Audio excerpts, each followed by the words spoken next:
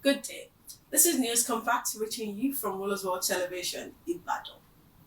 Now we have a lot to talk about on the show today. Now let's look at the headlines together. Rivers power shifts. Fubara's latest move redefines state politics, raises fresh questions over Wike's next step.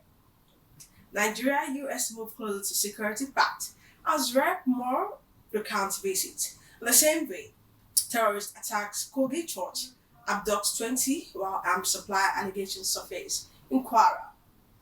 Nawak City honors Burna Boy with official day as Ashake elevates Afrobeat with symphonic Red Bull showcase. Now let's begin with the news analysis. My name is Ololade Bolariwa. Now, firstly, we'll be looking at Governor Simina Lai Fubaro's latest move, marks what analysts are now describing as the beginning of a political realignment in River State. This is a movement where quiet resistance has transformed into open repositioning. By sharply aligning with the APC, Fubara has not only countered the long-standing dominance of the predecessor, Nyesom Wike, but has also redefined the River's power structure.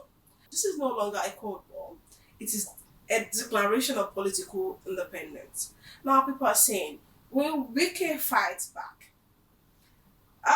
The short answer is yes, and but strategically, not emotionally. And Wike is a seasoned political operator with deep grassroots networks and strong federal connections. Analysts believe he is unlikely to engage in open confrontation immediately. Instead, he may strengthen his influence through loyal structure in River State. It may use federal leverage to remain politically relevant. Position himself as stabilizing force rather than aggressor. However, Fabara's moves has narrowed Wike's option. Now the former governor is now reacting, not dictating, a significant shift in Rivers politics. Now, people are also asking, who will Tinubu likely work with in 2027? As attention has shifted to 2027, political calculations will largely depend on party structure, control of state, machinery, and electoral viability. The governor, Siminalayi Fubara, now aligned with APC and exercising control over River State. The balance of influence appears to be tilting towards the sitting governor. In practical terms, national party leaderships often prioritize actors who command structures on the ground, especially in political strategic states like Rivers. Now, that said, Nyesom Wike remains a significant national political figure, now particularly at the federal level, and may continue to play a role beyond state politics. Whether that influence translates into control within River State will depend on how the new alignment consolidates ahead of the next election cycle. So let's keep our fingers crossed and we will see about that. Now let's move to the next topic on the show today. United States Representative Riley Moore has recounted his recent visit to Nigeria, highlighting discussions with officials of strengthening counterterrorism and regional security operations. Well, Harris, it was really shocking. The stories that we heard, the imagery, I've never witnessed anything like that personally in my life. I met one woman, and I see you're showing some of the pictures, who had lost her entire family. 5 of her children were murdered right in front of her, and she was pregnant at the time and was able to escape.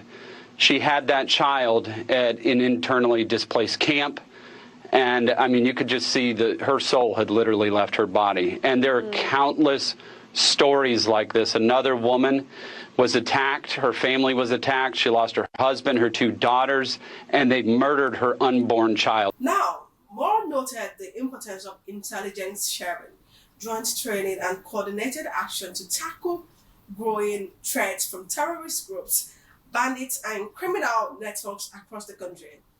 His visit signals Washington's renewed focus on Nigeria's strategic role in West Africa and the urgent need for enhanced security partnership. Now, in the same vein, Nigeria and the United States are reportedly moving closer to formalizing a new security pact aimed at bolstering the country's capacity to respond to evolving security challenges. Analysts note that while foreign partnerships can provide critical support, internal coordination and effective governance remains key to translating such agreements into tangible results on the ground. Meanwhile, the urgency of this cooperation was reinforced by a terrorist attack on a church in Kogi State, where at least 20 worshippers were abducted. The incident underscores the expansion of terror attacks into communities previously considered relatively safe. And experts warn that such assaults on soft targets are designed to spread fear and weaken public confidence in state protection. Adding to this content, terrorists have claimed that arms used in quarrel states were supplied by the government-linked sources. Although unverified, these allegations raise critical questions about armed proliferation, accountability, and potential internal compromise. Analysts emphasize that even the perception of internal sabotage can significantly undermine the public's trust, making thorough investigation essential. And beyond the security issues and Nigerian issues and politics and all of those things, Nigeria continues to project influence globally through culture and entertainment, reinforcing its positions as hub of creativity and innovation in Africa.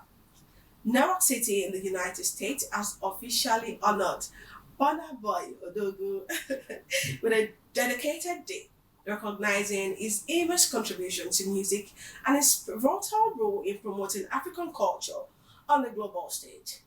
The accolade reflects how Nigerian artists have evolved into cultural diplomats, shaping international perceptions of Africa and creating opportunities for other African talents to gain recognitions. Burna Boy's influence goes beyond music. Inspiring fashions, social commentary, and collaborations with global artists.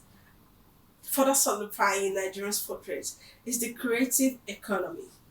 And similarly, Ashake, Ololade Ashake, that's my name take everyone, in case you don't know. Alright, Ashake Symphonic Red Bull Showcase represents a new chapter in the evolution of Afrobeats. Blending contemporary street sound with classical orchestration, creating a unique fusion and appeals to both traditional music lover and modern audience worldwide.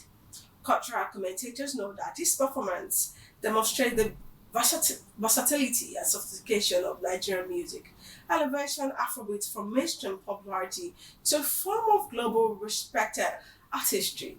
That's a very big move that Shaki has pulled.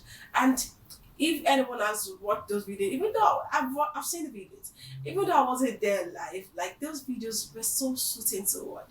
Thumbs up to you, my namesake, Ademia Shake. And such events also highlighting the growing collaborations between Nigerian musicians and international platforms, positioning the country as a trendsetter in global music innovation. In conclusion, from deepening United States Nigeria security engagement to persistent terror threats at home and Nigerians' growing cultural recognition abroad, the contrast is still striking. While global partnership and cultural achievements project strength and influence, the real test remains whether security, cooperation, and domestic reforms can restore safety and public confidence. Until then, Nigeria continues to balance global recognition with internal challenges. Now you can be a part of the show by joining us on our social media platforms. We're on YouTube at Roosevelt Television. We're also on Facebook, we're on Instagram, we're on X, and we're on TikTok. All at Roosevelt Television. Be a part of this conversation. Share your thoughts with us. All at Roosevelt Television. Thank you for watching. My name is Ololade Balari.